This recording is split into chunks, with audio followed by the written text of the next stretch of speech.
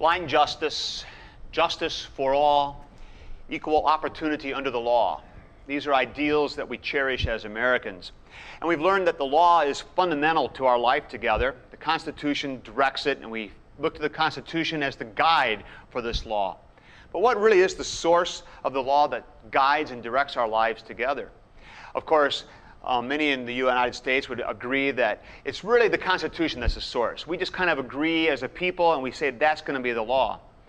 But if we turn our mind to God's truth, we realize that the law is much more fundamental than simply what judges or juries or even state or federal legislators might come up with. The law is fundamental to the very structure of the creation itself. The Formula of Concord, one of our confessional documents, part of the Book of Concord, the Formula of Concord actually has a very helpful definition for the law.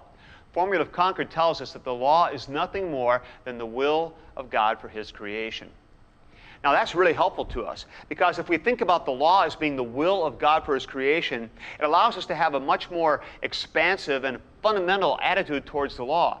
In other words, God didn't just sort of make up the law to sort of make our lives hard or miserable.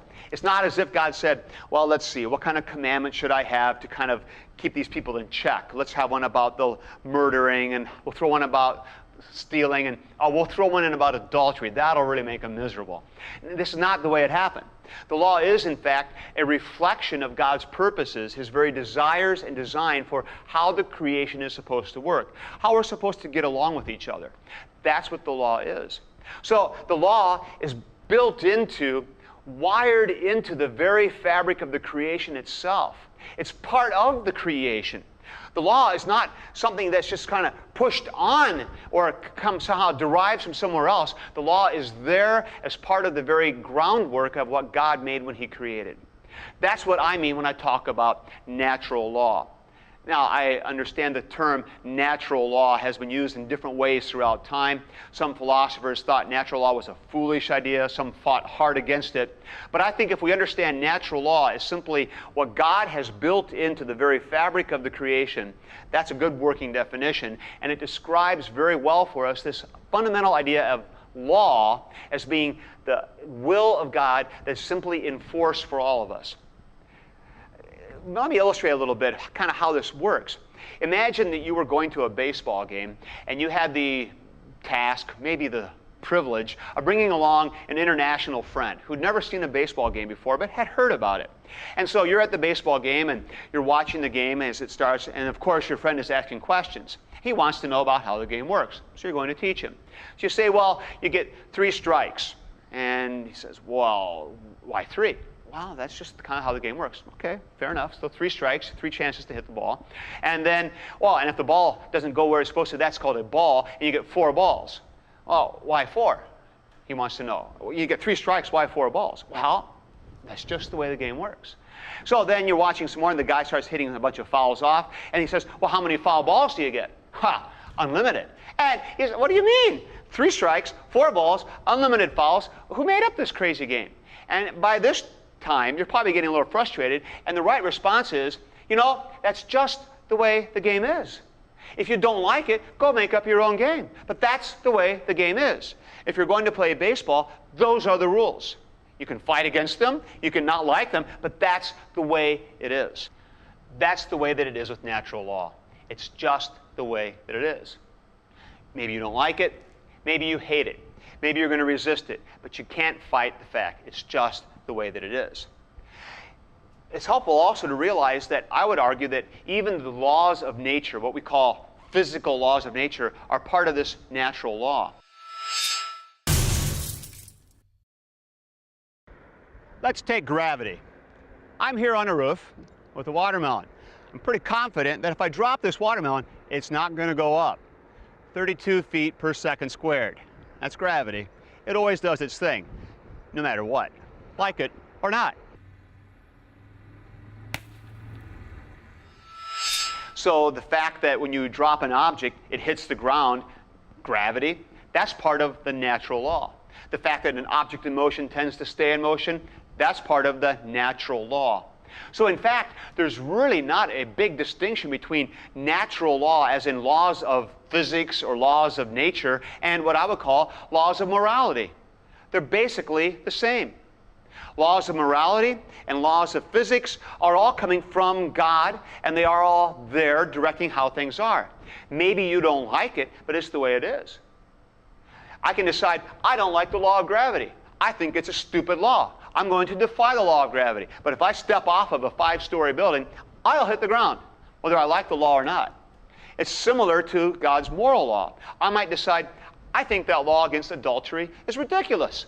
I don't need to be married to be sexually active. I'm going to go do my own thing.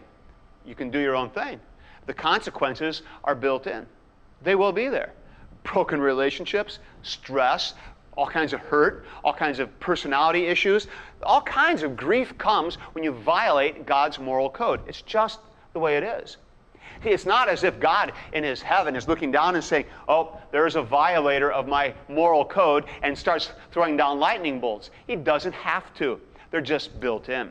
The consequences are there. When you violate his law, you bring into your life grief. That's the reality of natural law. You see, this natural law, then, is binding on all creatures. Whether you are a Christian or a non-Christian, the law is still binding on you. Of course, people don't like this idea very much, and they'll push hard against this idea and try to resist it. Many people want to claim that laws are what we all decide together, and the laws of one nation might be different from the laws of another nation. And that's true. We might have different laws at this kind of superficial level of speed limits or housing laws. But when you get down to the fundamental laws that guide all of us, those are the same across the board. And so what's binding on me is binding on you, and is binding on the citizen in the Philippines, and is binding on the family living in Africa. All of us are bound by this same basic moral natural law. It's the same for all of us. Now, this is helpful because if we realize this, it gives us an opportunity and a way to have discussion with non-Christians, because non-Christians are bound by this natural law. So when you are having a discussion with maybe non-Christians, for example, in City Hall, you don't quote the Bible. Too many Christians have this notion that you've got to kind of tote the Bible with you wherever you go, and if you're not quoting the Bible, then you're not being faithful to God. That's nonsense. To be faithful to God means to be proclaiming God's truth. When I go to City Hall or into any kind of federal legislature or state legislature, if I'm trying to persuade people of the morality of a position, I don't need to quote Bible verses. I need to make natural law arguments, arguments based on consequences to society, arguments based on what's good for the people in the society. That's how to argue. And you can do that using natural law. It's also important to remember that this law is binding also on Christians. There are a lot of Christians who have this idea, and I think maybe it's especially a problem among Lutheran Christians. They have this idea that somehow, hey, I'm in Christ, I'm freed from the law.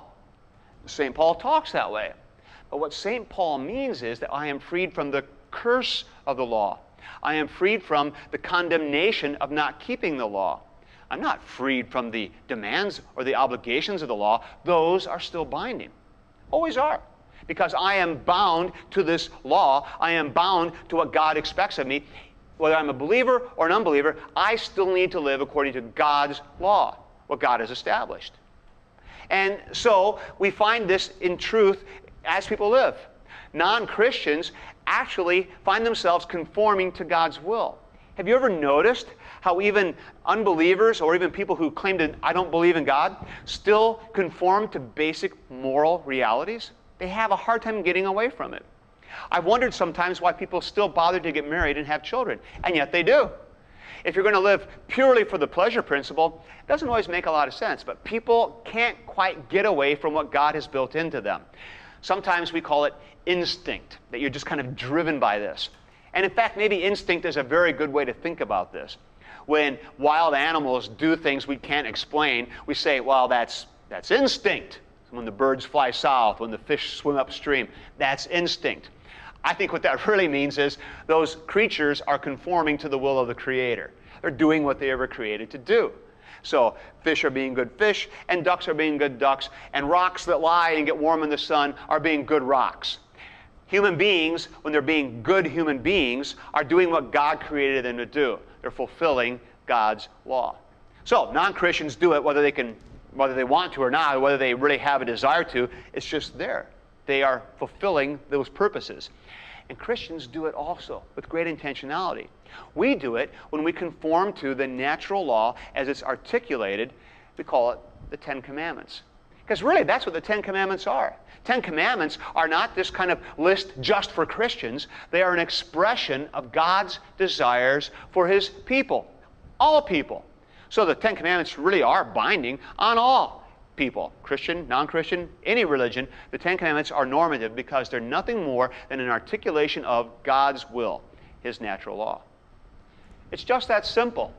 We, as God's people, live according to God's will. You are a son of Adam, a sinner, but a son of God. That's your identity. And your purpose? Well, your purpose is to do what God put you here to do. Be a son of Adam. Be a son of God, living in His creation. That's what we're here to do. Not too complicated. It's pretty simple. I think that pretty much covers it. Court adjourned.